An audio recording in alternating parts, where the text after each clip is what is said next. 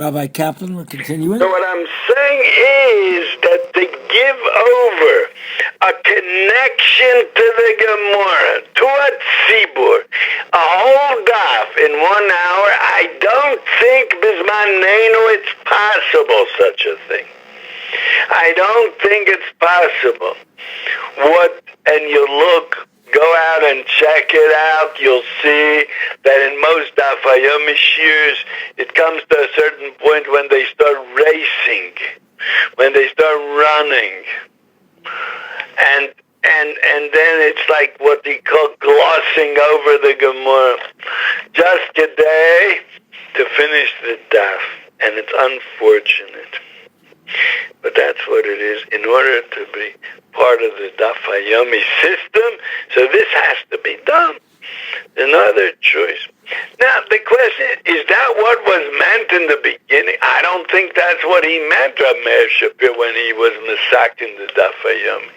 He meant that B'nai Torah should be able to meet and talk and learning on the same. Everybody should be holding in the same meaning.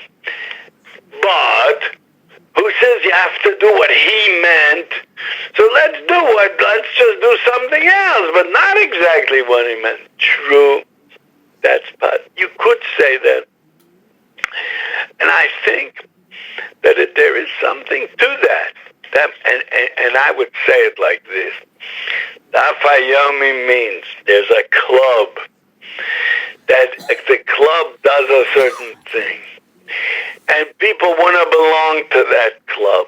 And in order to belong to that club, you have to race through a daf Gemara every day. Whether you do it by yourself or whether you do it in a shir, those that race through that daf Gemara, no matter how, no matter what, no matter if they're connected to it, no matter if they're not connected to it, they belong to this club. And I want to say, this club is maybe the holiest club that there is in the world.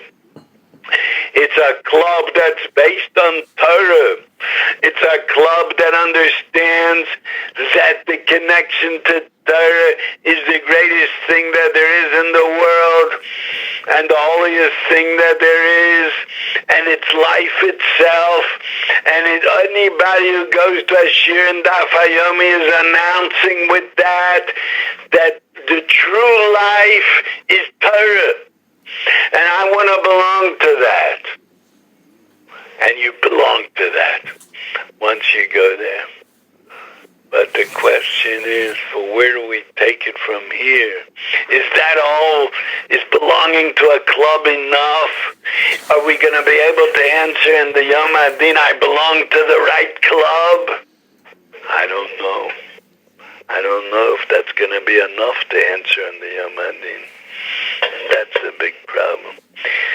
On the other hand, it might yet be enough. People work hard the whole day. They don't, and they have to, and they're allowed to, and that's what Hashem wants from them, that they should work 8 hours a day and bring parnos and pay schar limud for their children and support a Torah house. Hashem wants that from them. What about Torah? What about their own neshamas? Supporting a family, raising children. But what about my own neshama? On that you belong to the club of Torah, of the Kiyam Chayenu club. Very good. Maybe that's enough.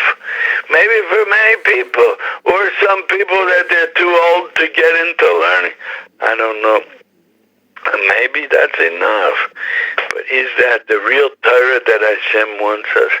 Is that it's just like saying that somebody has to live, so just from drinking water every day you can live. So it's enough to keep the person alive. So you're going to say, okay, that's enough, I'll just drink water. But what about keeping healthy and strong?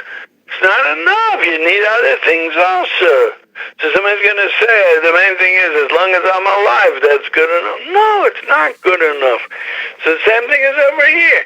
You're connected. You belong to the Torah club that's called daf-yomi. You could say that you sat in front of every daf of Shas. You sat in front of, and and then when you finish, you can rejoice with the whole Klal Yisrael and answer Amen and the Kaddish Darabanan that they'll say. Very good. So you're connected to life. But is it enough? Don't you have to strengthen your body? Don't you have to strengthen your neshama? Don't you have to make a connection to Torah in the ways that I was saying before? If that's what you have to do, daf-yomi is impossible. But if just to be connected to like how do you say it in Fusia, that you how's it called in English, that you're connected with some kind of a liquid that drips into the body and it keeps the body alive, or somebody lives on a respirator, keeps him alive. If that's enough, so this is enough. Yeah, it's enough. You're connected to the right place. But that doesn't strengthen the body. That doesn't strengthen the neshama. Your connection to Torah is very weak, very weak.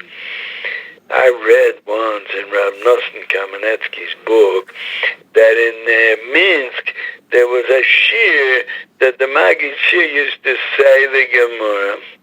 And afterwards he would tell them all chazer over. And then he would tell one to read it out loud and say it over in front of everybody. Mama's like a class, like a classroom. What's wrong? So what if they're 60 years old? He'd said, now say it over. Just imagine you would learn a daf gemara and daf-yomi, and then you would say, go say it over now. Who could say it over? You learn a half a Amud Gemara and you explain it good, then you could say it over. An interesting thing happened to me that around 8 years ago, I made a trip to America. I called it the historical trip. And I was for 2 days in Fort Rockaway. I stayed in Yeshiva Shar Yoshev. And early in the morning, I think 5 or 6 in the morning, I saw 2 shiurim of Balabatim. One of the shiurim was like 8 people sat by a shiur. The Maggid Shir said the Gemara. Afterwards, he told somebody, okay, now read it over and explain it. And this person with such a hachno, he just said it over. The Maggid Shir told him to say it over, so he said it over. He read over the Gemara and explained it. That's how it has to be. We're cheder children. What are we? We're balabatim chashuvim. We're cheder children. We're no more than that. Good. There's a few that they could say a shir every day. They have every day what to say. Who can reach their madriga? But the rest of us are cheder children. And we have to learn the Gemara, make sure we know it. Daf-yomi is impossible. And that's not what it was meant for in the beginning. You're allowed to invent a new thing. It doesn't have to be exactly what Rameir Shapiro meant. It doesn't have to be. But know what it is. You should know what it is. It's a club. It's not a chabura of Lomdei Torah. And if you think that I'm being extreme and eccentric and going against the whole world, so I have a Tanya de Messiah Ali Rav Yashiv in the book. I don't have the book in front of me. I didn't take it out right now. But there's a book that was written by a grandson of his. I think his name is Reamer, maybe. And he said all kinds of short stories and short sayings that he said. And there were quite a few things where he was mezalzel on the daf-yomi, and he told his grandchildren not to learn the daf-yomi. I wouldn't say go that far. I would say it's worthwhile having a seder on the side, learning a daf a day, for many reasons. First of all, maybe you'll pick up a lot of ideas. It's also good. I'm talking now for B'nai Torah. What is good about it is also you have to be familiar with every sugya in Shas. It's not good that there's sugyas that are strange to you. You never heard of them before. You have to be familiar with everything. For that, it's good to learn a daf a day. And it's also good to give you the feeling that you covered a lot, you learned a lot, that you went through a lot. To give you a certain satisfaction, I don't think we can learn from Rav Elyashiv. Rabbi Kaplan, raise your voice, please. I don't think we could learn from everything Rav Elyashiv said in these, because in Lefi, his madrig of learning, he was able to talk the way he talked. But definitely for us, there is a toelis in learning a daf a day. But if your question is in general, is daf-yomi possible? The answer is, you want a connection to Torah? It's impossible.